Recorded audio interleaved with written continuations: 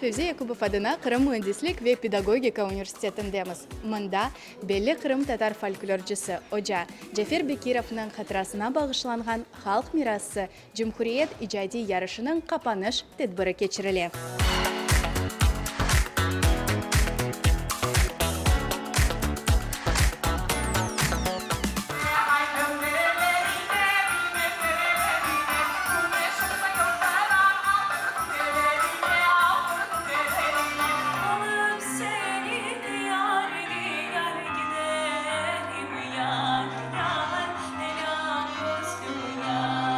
Yarışta 157'ye yakın iştirakçı. Esas maksadımız Kırım Tatar halkının mirasını saklap kalmak ve Cafer Hoca Bekirov gibi alimlerge, hocalarga, onların icadına, yaşların dikkatini celp etmek, onların icadını popüler yapmaktır. 5 nominatsiya boyunca konkurs geçirildi.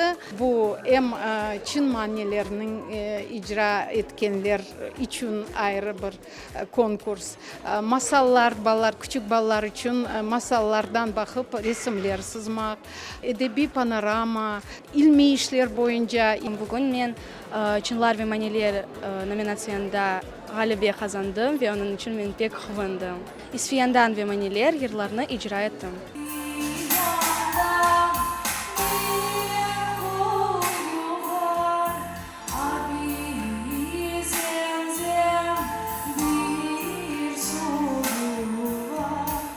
Я представляла свою книгу «Волшебный миндаль». Я очень рада. Я очень благодарна конкурсу. Пекун.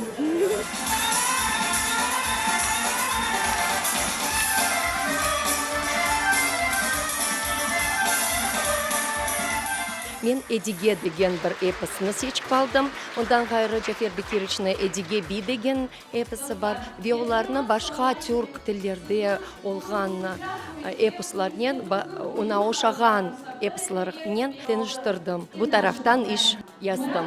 Gelecek yılı da devamı olacak. Kırım Tatar folklor şınaslığına bağlı konkurs her yıl geçirilecek. Buyurunuz.